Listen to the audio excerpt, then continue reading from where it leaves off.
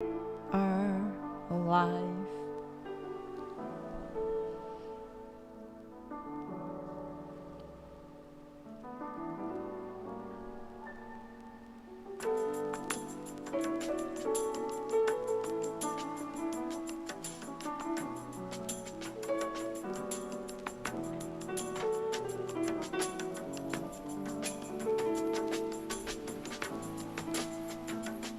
You guys ready for the drop?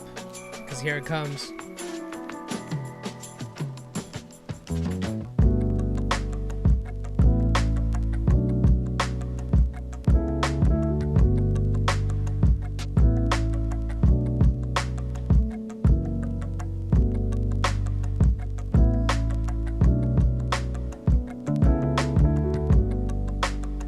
So nice. I would love to work on the radio. Well, we have our own radio, so We are streaming. oh good. So we're ready to roll. We are ready to roll. All right, it's a short week for most people in the United States. Yes, welcome everybody to a fireside chat with me, Mimi Jain, and today I have my guest and my husband, Abhinav Jain. We are matching with the blue colors today with the orange background representing sunset from Southern California. That's right. Hanging out in sunny San Diego, Yeah. coming to you live. If you are watching replay, welcome. If you are watching this live, welcome as well. If you are watching from United States, like Abhinav already mentioned, Let's get ready for that long weekend, yo. it's a long weekend ahead of us. And for everyone that is not watching from United States, Monday is the Memorial Day, and it's the holiday that we observe here in Northern America. So it will be a day off for the most of us. Monday's off, yes. So enjoy the long weekend. Let's get into the show. Yes.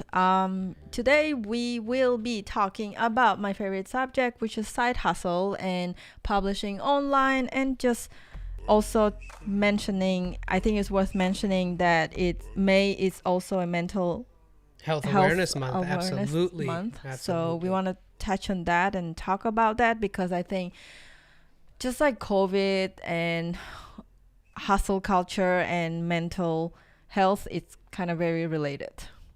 Yeah, I Don't you mean, agree? definitely when you work a lot or you're trying to make something happen and it's not working out, that can affect your mental health.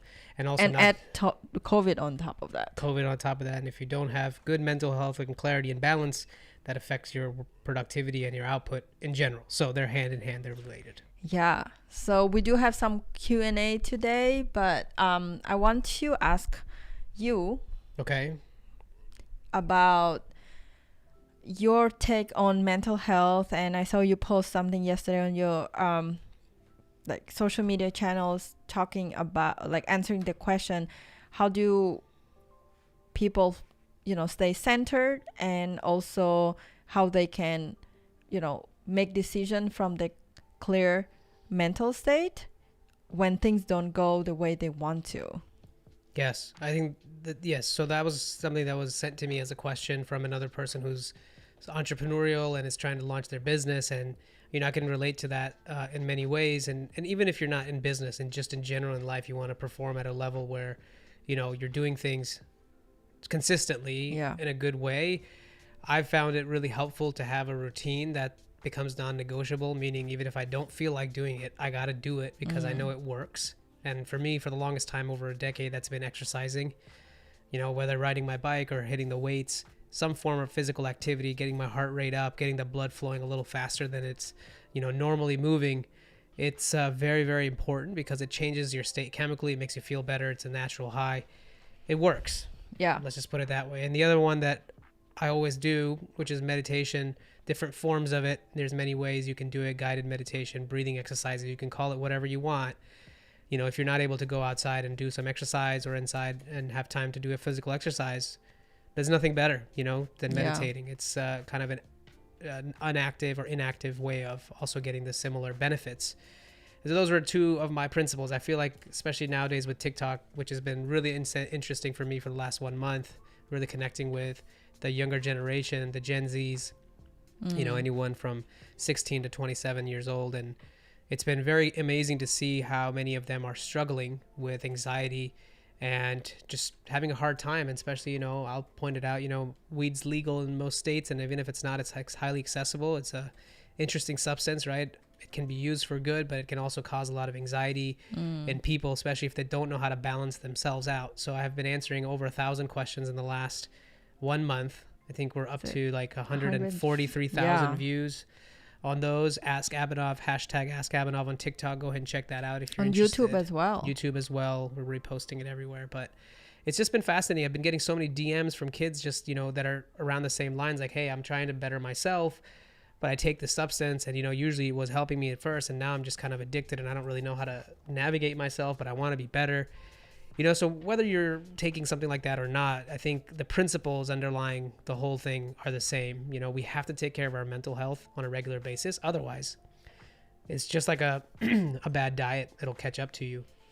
Yeah. And speaking of which, I want to mention and then tie it in like mental health and then being online, because obviously with COVID, we already all know this, like it accelerated the idea of being more online and building online communities and just learning things through online or through different creators has become in a way like a way of learning the norm, or people will, like you were saying, kids will reach out to you, not kids, but like younger kids people.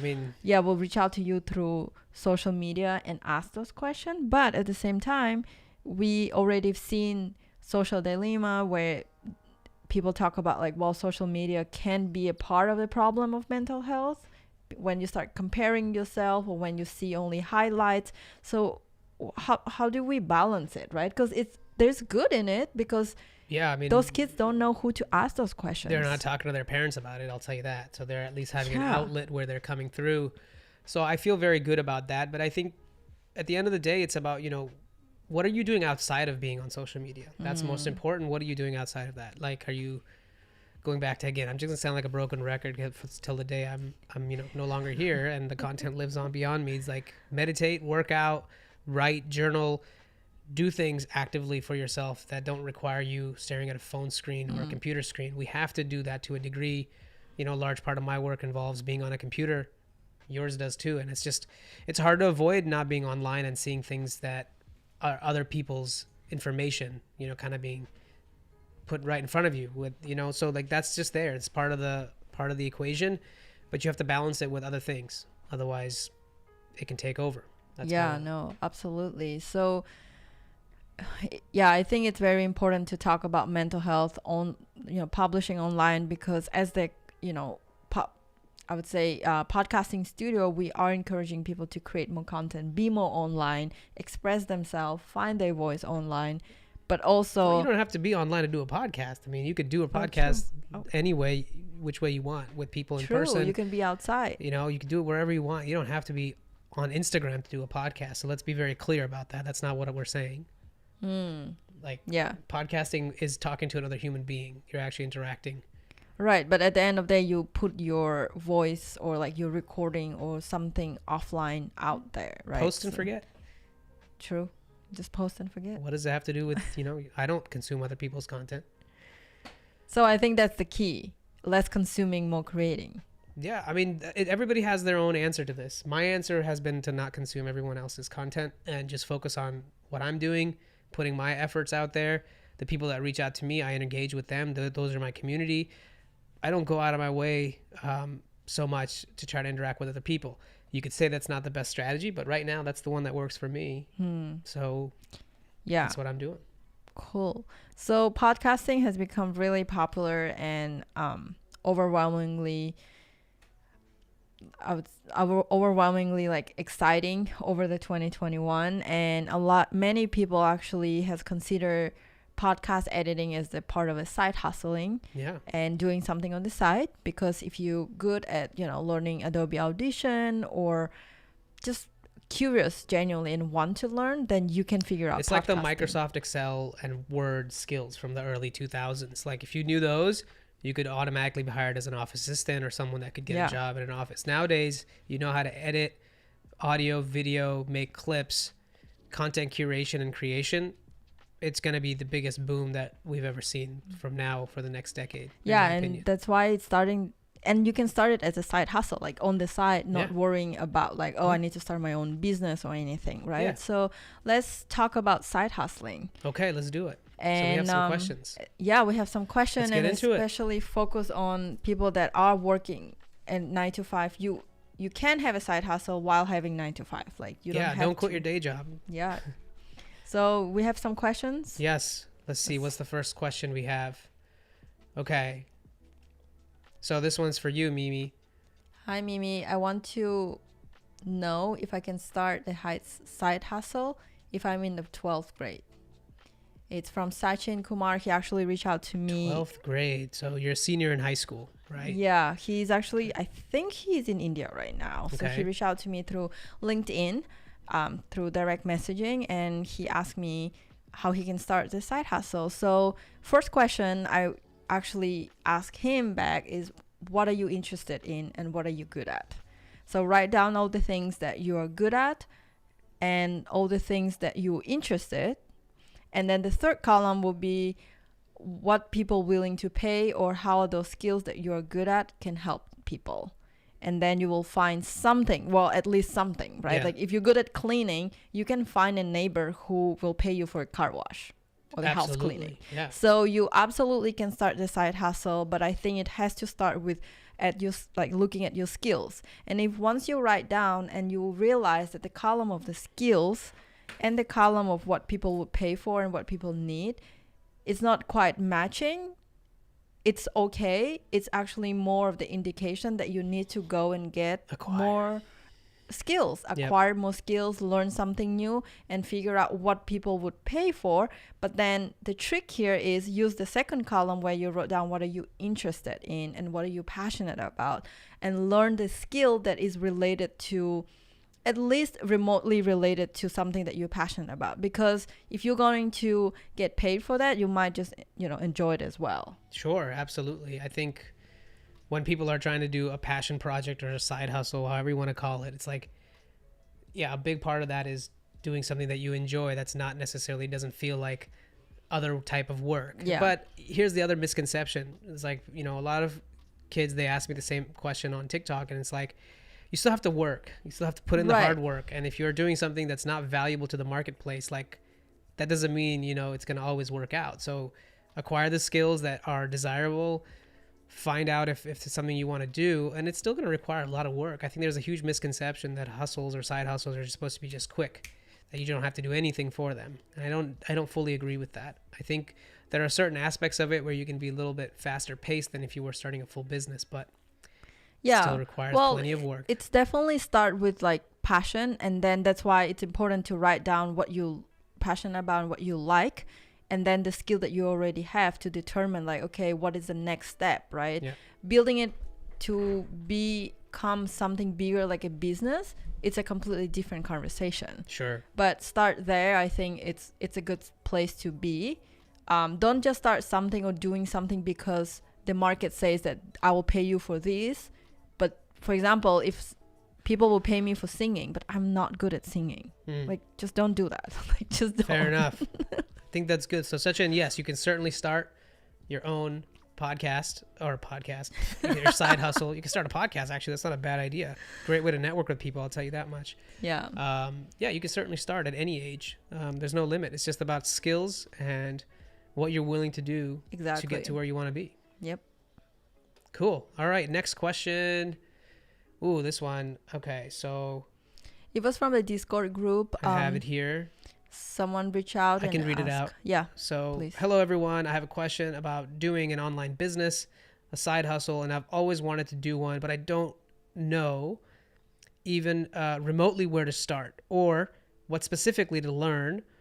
Are there any tutorials or processes out there? I think the last part of that, if there's any tutorials or processes out there, you've just created something very valuable that I think that everyone who is trying to do any sort of side business needs to hear about.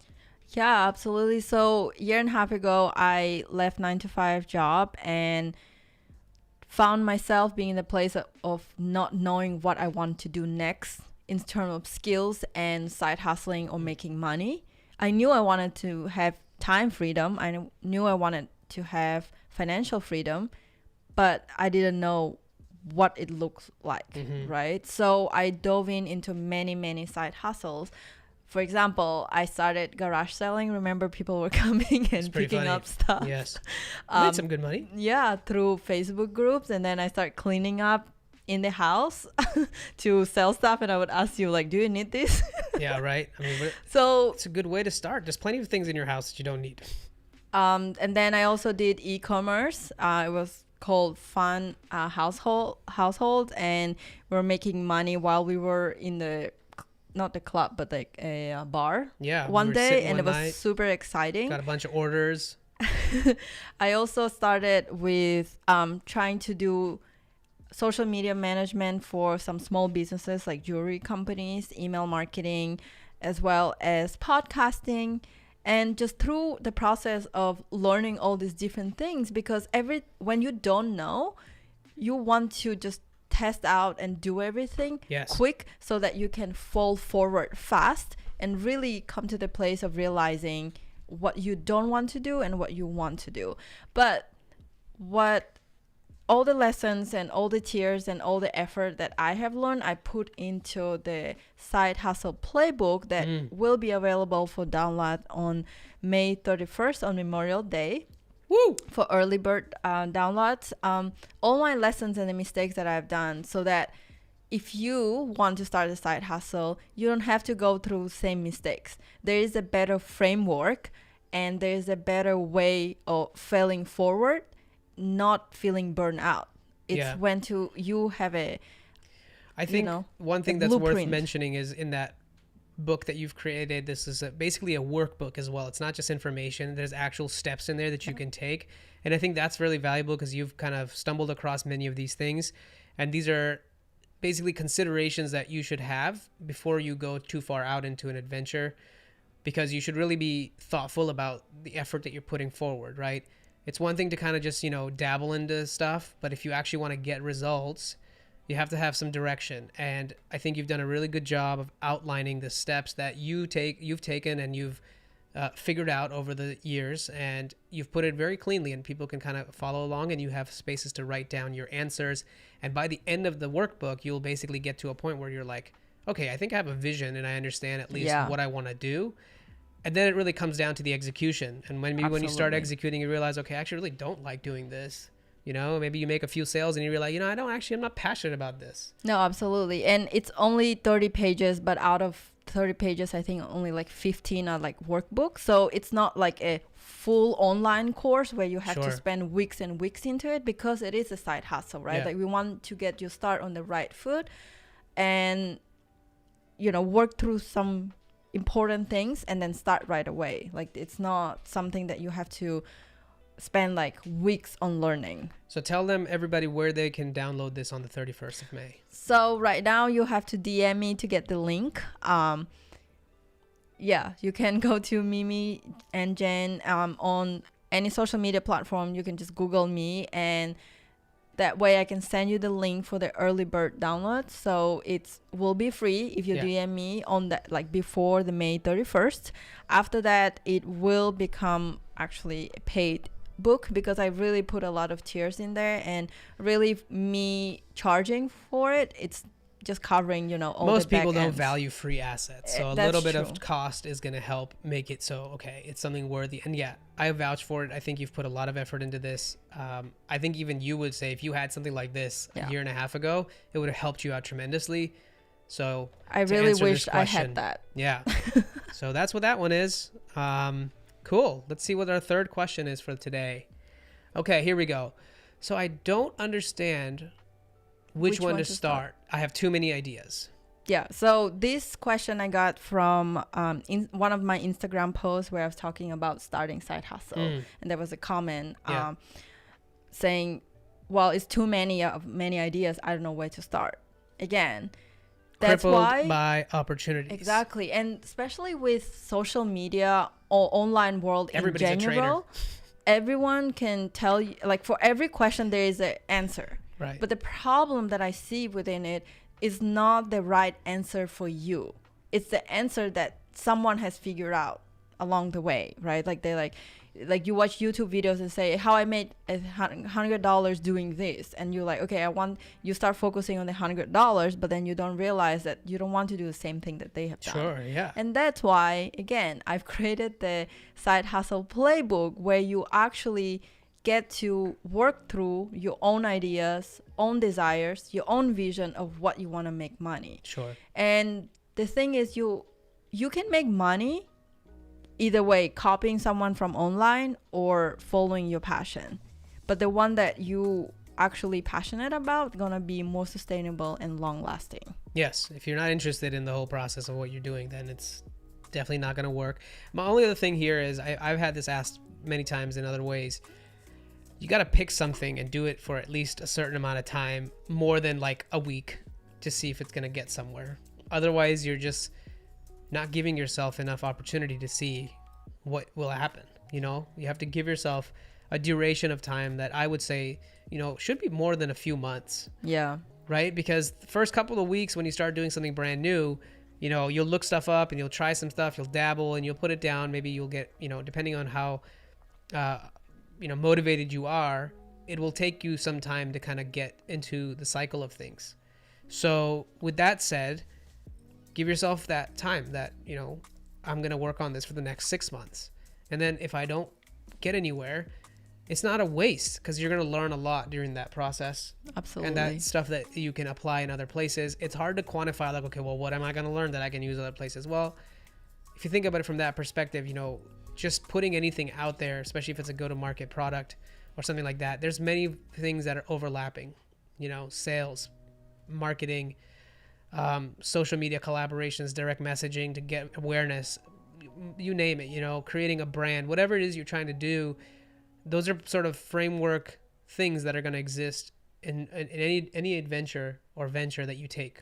Yeah, and I think it's worth mentioning too is by working through the playbook that I created, you actually will able to find a balance between action, like execution, and then like thinking process. Because this is my fault process when I was starting this side hustle is I either internalize a lot, so like I would think a lot in my head of what to start, how to start, planning in my head, and then not doing anything. Then I was over it and I went into a mode of just doing without thinking. So I would see the online idea, TikTok idea will pop up, and I'll be like, okay, these things make money, I'm gonna do it. And I was just like diving really deep into it, and where I find myself at the end is like, oh, I don't really like it, but I'm so deep in, so like you don't want to get out because you don't want to feel like you waste your time. So finding a right balance between action and planning and strategy, yes, it's the way to go. So I really hope that my side hustle playbook will help with that. Well, I love it. Check it out. DM Mimi on her Instagram if you want to copy, or on LinkedIn. Yeah, anywhere you can find me where you online. can find her. All right, let's roll. So we have the next question. Okay, so I think this one says, I have 10K, or is that the one? Yeah, 10K. Just want to make sure. Okay, so it says, I have 10K just sitting around, and I'll be busy working and studying in my spare time, so I don't have time for side hustle. What is the safest way to get the most out of my money? Yeah, good question. This question I think I got from one of the Discord group too, where people were talking about side hustling and entrepreneurs. But this particular person asked if they have money, what they should do first. So this is one of the things that I didn't mention, a part of my 1.5 year journey as a side hustler that I've spent a lot of time on to do is to learn personal finances. I actually did a whole interview series on my Blossoming You podcast with coaches and financial advisors and people who love to talk about personal finances, yes, just to learn from them of what they do. So for this particular situation is, if you want to leverage your money, either you have time and you get paid for your time, so you're already working and you're already studying, so you have money laying around, you want to leverage your money. Yep. So the only way really leverage your money is to make it multiply. So what are the ways to make money multiply? It's in investing. investing in stock market, investing in real estate, investing in cryptocurrencies. You need to pick the way, one way of investing. Let's get more specific though. I think those are very abstract, because what does that mean to invest in stocks? There's so many. What does it mean to invest in crypto? There's so much. $10,000 is not necessarily enough for real estate. Right. So I would say get more specific on that, which would be something like, speaking of stocks, like dividend stocks are good. That's what you've learned as well. Yeah, I think through the journey, so you have to understand the idea that you need to leverage money. Now we're moving into investing in what you should pick. So I always believe and use the tactic of diversifying. You guys probably all heard about it. So you want to diversify your portfolio, but the most the safest and the best way, from my own personal opinion, and this is not the financial advice, is to invest in ETFs, meaning it's the fund that tracks all the best stock markets out there. So you can invest in it ETF. Tracks the top funds, and it's a smaller cap of those, so it's a little bit more digestible for people that don't have a ton of money. So there's ETFs for the S&P, right? And it's something that you want to just invest in and forget about it. So it's not something that you have to actively manage. Yep. Rather, if you pick stocks, like individual stocks like Tesla or Amazon, or what people always talk about, then you actually have to actively watch it and make sure that you're not losing too much, which is a lot of headache. If you already buying ETF, you already have a little bit of Tesla, a little bit of Amazon, a little bit of everything that ETF tracks already, so you don't have to worry about missing out. And I think one thing that you always try to get me on board for, because this person did say what's the safest investment, so perhaps if you don't want to put it in something volatile, putting it into a high yield savings account is probably a good way to go. A year later, your money's most likely going to not go up by a ton, but it will go up by a small percentage. Yeah. Right. So that's a safe bet always. And other safer options, I think it really comes down to, what are you hoping to achieve? $10,000 is a good figure. I would, if it was my $10,000, I would do something differently. I would put maybe 2,000 of it away just for emergencies. I would take, of the remaining 8,000, I would put 4,000 in crypto. I would just put it all in Bitcoin. And I would take the other 4,000 and I would invest it in, like you suggested, an ETF fund. Okay. Yeah. See, I think Brad's here. So yeah, our friend's here. All so right. I think the question here, to summarize everything that we said, find a path to invest your money. That's right. And the best option is always have money for the rainy days. So like Abhinav said, $2,000 or whatever that you can stomach or whatever that you need. And then the second is to invest in ETF, and then you can diversify it by a little bit of cryptocurrency, and and that should be good. And the investing part is important to remember that it's a long tail game. So you want to do it consistently on monthly basis. Yep. You don't want to just do it once and then thinking that you're going to be rich one day. That's not how it works. That's right. I think that's all we'll have time for today. So thank you guys for checking out this Fireside chat. If you have questions, come back. We have a few more that we had, but we do have to go. Bring it on next time. That's right. And good luck to all of you. Have a great long weekend. And we'll see you guys next Thursday. Thank you.